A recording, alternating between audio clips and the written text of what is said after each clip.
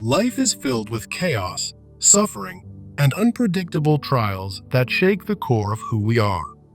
In a world that constantly demands perfection, we often silence the broken, messy parts of ourselves. The shadow, the side we hide, suppress, or reject, is not the enemy.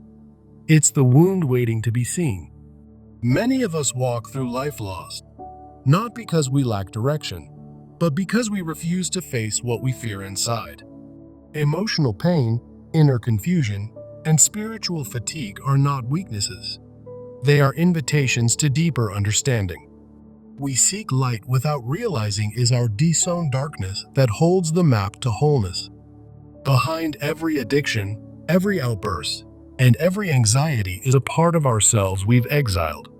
The question is not whether we have a shadow, but whether we dare to turn toward it. Suppressing what hurts only magnifies its power over our lives. The shadow grows in silence and flourishes in the absence of awareness. We numb ourselves through distraction, achievement, or comparison, hoping to escape the discomfort. But in truth, what we run from is often the very thing that can heal us. Why do we fear the shadow? Because it holds our rejected pain, our guilt, our rage, our shame. Yet, without embracing that pain, how can we ever feel whole? Real transformation begins not in denying the dark, but in walking through it. Wholeness is not light without darkness. It is light that shines because of the darkness. This message isn't comfortable, but comfort has never been the path to growth. Carl Jung once said, "One does not become enlightened by imagining figures of light, but by making the darkness conscious." Let us begin there by stepping into the shadow, not to be consumed by it, but to reclaim our lost self. The acceptance of the shadow is not a retreat from life. It is a return to it, more fully and truly. Every unhealed wound from childhood becomes a silent architect of our adult behavior. The shadow often begins as an unmet need, a longing for love, attention, or protection that never arrived. These unmet needs turn into anger, resentment, and self-blame, buried deep beneath our daily masks. We were taught to be good, to fit in, to suppress what was wild or inappropriate. But what we suppress doesn't vanish. It waits in the dark, shaping our fears and our choices. The shadow isn't evil. It's the wounded self, forgotten by a world obsessed with control. Many of us fear our anger, but anger is often just grief that was never heard. Guilt and shame become prisons when we don't understand where they truly come from. We begin to identify with the surface self, the role, the job, the title, and forget the truth beneath. When our inner world is fragmented, the outer world feels increasingly meaningless. We push forward in life, but secretly carry a sense of emptiness we cannot explain. This is the suffering of the disconnected soul, the cost of living only from the ego. We chase achievement, approval, or relationships hoping they'll complete us, only to feel more lost. The more we deny our wounds, the more we unconsciously repeat them in every relationship. The unhealed shadow sabotages success, blocks love, and resists peace, not out of malice, but out of fear. Fear tells us we must stay in control, or else everything will fall apart. Yet it's in the letting go of control that we find true peace. The inner war, between the self we show and the self we hide, is exhausting and unsustainable. This inner division leads to self-sabotage, addiction, depression, or spiritual numbness. We're not broken, we're fragmented. And healing means returning to every part we left behind. The shadow is not the end of us. It is the beginning of our transformation. But we cannot transform what we refuse to see. Most of the time, the shadow doesn't show up as a monster. It appears as anxiety, jealousy, or perfectionism. It whispers doubts, urges reactions, triggers fears, and we call it just the way I am. We mistake the voice of our wounded self for our identity. But our true self lives beneath the shadow, waiting, intact, and undestroyed. What we reject in ourselves, we project onto others, judging them for what we won't own in us. The more we ignore our inner wounds, the more we hurt those we love. This is why awareness is the first act of love.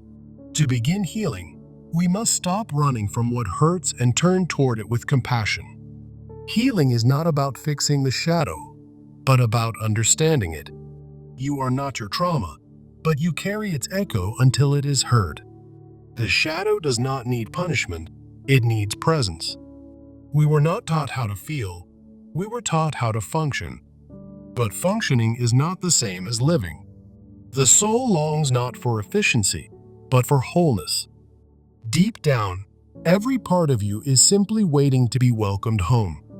The path to inner peace does not bypass pain. It embraces it with gentle strength. You are not alone in this struggle. Every human being carries a shadow. Healing begins when you stop asking, "How do I get rid of this?" and start asking, "What is this here to teach me?" The shadow isn't asking to be destroyed. It's asking to be integrated with love. Every emotion, even the ones you dislike, carries intelligence and truth about your inner world. Pain becomes sacred when you no longer resist it but allow it to open your heart. The more you observe your reactions, the more you discover what still needs healing inside. You cannot heal what you pretend doesn't exist. The act of naming your wound is the first step in reclaiming your power. When you bring awareness to the unconscious, you liberate yourself from its control. The shadow only dominates when you remain unaware of its influence. True courage is not about slaying the dragon, but sitting with it until it softens. Transformation is not a single event. It's a repeated practice of meeting yourself with honesty. Begin by journaling your anger, your fears, your shame. See them not as flaws, but as messages. Ask, whose voice am I still obeying in my mind that is not mine? The stories you inherited are not always the truth. You have the right to rewrite them. Practice self-inquiry, not to judge, but to understand. Where is this coming from? Slowly, the unconscious becomes conscious, and awareness replaces automatic behavior. Meditation, reflection, and solitude are tools to hear what the soul has long been trying to say. You must be willing to let go of the person you think you should be to become who you really are. This process is uncomfortable, but discomfort is the gatekeeper to growth. Growth requires trust that you are safe to see all of yourself, even the ugly and confusing parts. Inner freedom is born not by controlling the shadow, but by welcoming it with truth. You don't fix yourself, you embrace yourself, and healing follows. Inner work takes patience, but every small moment of awareness creates powerful change. Celebrate every insight, every shift, every brave step into the unknown. Do not rush the process. Your soul unfolds in seasons, not seconds. The pain you feel today is often the breaking of the shell that enclosed your understanding. Imagine every emotional trigger as a teacher, not a threat. The next time you feel reactive, pause and ask, what part of me is hurting right now? That moment of mindfulness is more powerful than years of avoidance. Breath by breath, you come home to the parts of yourself you once abandoned. Integration is when your shadow and light no longer fight, but dance.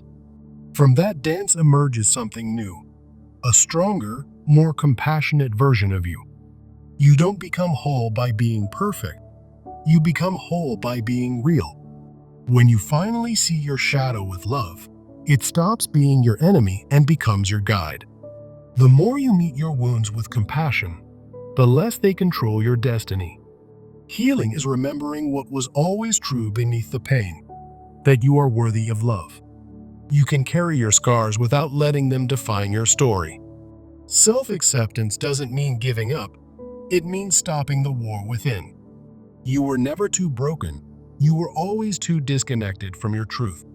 Now, you are reconnecting, piece by piece, moment by moment, breath by breath.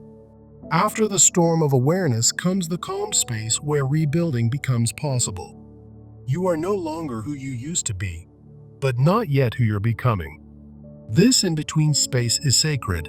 Respect the silence, the pause, the reset.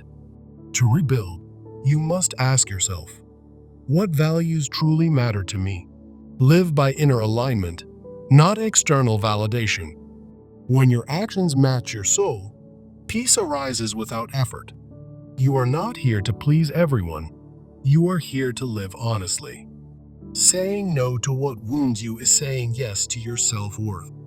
This is how boundaries become bridges to authenticity. You no longer need to betray yourself to belong. Rebuilding means choosing relationships that nourish rather than drain. Your new self doesn't beg to be seen, it radiates from the inside. Even when the world doesn't understand, your soul will know you're walking the right path. Progress is not linear. Some days you'll fall back, and that's okay. Be gentle with the version of you that still fears, still doubts, still aches. Healing is not perfection. It's commitment to staying awake.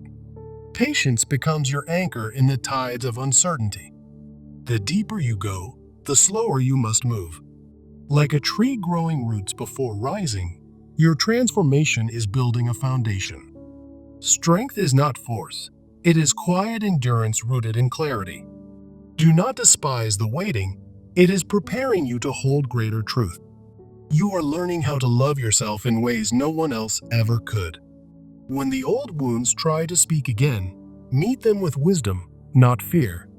You've outgrown the need to chase chaos to feel alive. The drama that once consumed you no longer has a home in your spirit. You start to feel grounded, calm, and quietly certain, even in uncertainty.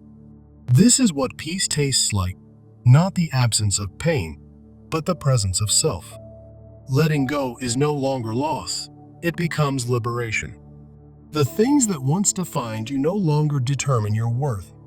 You are not your past, not your mistakes, not your shadows. You are the one who witnessed them and kept going. Grace enters when you release what was never meant to stay. Letting go of control does not mean failure. It means trust in something wiser. Life becomes less about getting it right and more about living it real. You begin to walk slowly, deliberately, and gratefully toward wholeness. You choose peace even when chaos calls. You choose presence over performance. You choose self-respect over self-abandonment. Faith grows not from certainty, but from surrender. There is beauty in surrender. It is where the soul breathes again. Now, you walk not as someone trying to prove, but as someone simply being. Wholeness is not something you achieve by force. It is something you allow when you stop rejecting any part of yourself. The shadow you once feared has become the compass that now points you back to your true north. The very pain you tried to escape is the path that brought you into deeper alignment with your authentic soul. No part of your story is wasted, not even the messiest chapters or the darkest nights of your becoming. When you embrace your shadow, you reclaim your story and become the author, not the victim of your past. Every scar becomes sacred when you understand that it marked the place where light entered your wound. What once controlled you now becomes your wisdom, your testimony, your deepest point of connection with others. The fear that silenced you before now reminds you to speak with courage and live without masks. Self-love no longer feels like luxury. It becomes a radical act of healing and spiritual responsibility. You are not the broken pieces. You are the hand that gathered them with grace and chose to keep walking. You have learned that the journey inward is not an escape from the world, but a return to it, fully alive. There is strength in your softness now, and power in your presence that doesn't need to shout to be heard. Where you once judged yourself, now you offer patience. Where you once condemned, now you forgive. The mirror no longer reflects someone to fix. It reflects someone worthy of love as they are today. You no longer need to earn worthiness. It is your birthright, untouched by failure or opinion. From this wholeness, you begin to create not out of lack, but from a fullness that blesses others. You now see others with new eyes, understanding that their shadow, too, hides a cry for love. Compassion replaces judgment because you have touched your own darkness and survived its silence. You realize that healing yourself is also a gift to the world. It ends a cycle and begins a new legacy. This journey has not made you perfect. It has made you profoundly human and beautifully real. The shadow was never your enemy. It was your invitation to grow, to return, to remember who you are. You no longer run from the storm. You have become the calm inside it. You carry light, but it is a light shaped by the dark and anchored in depth. This is not the end of healing. It is the beginning of living as your whole self. Now you walk the world with open hands, no longer needing to grasp, defend, or hide. You are not afraid to be seen anymore, because you have already faced the parts that felt unlovable. Wholeness is not about being perfect. It is about being honest, integrated, and deeply alive. You are not the mask, not the wounds, not the ego. You are the awareness behind it all. And that awareness is sacred, strong, and still growing with each breath you take. There is nothing more courageous than choosing to heal what others hide from their whole lives. You are not here to pretend. You are here to embody truth, to become a sanctuary for the soul. Every step you've taken in the dark brought you closer to the light you carry now. You know now. The light without shadow is blinding, but the light that includes shadow is holy. Your journey makes you not just healed, but also a healer, a presence of calm for others. You were never too far gone. You were always just one brave breath away from coming home. And now you are home in yourself, with yourself, as yourself, finally whole, finally free.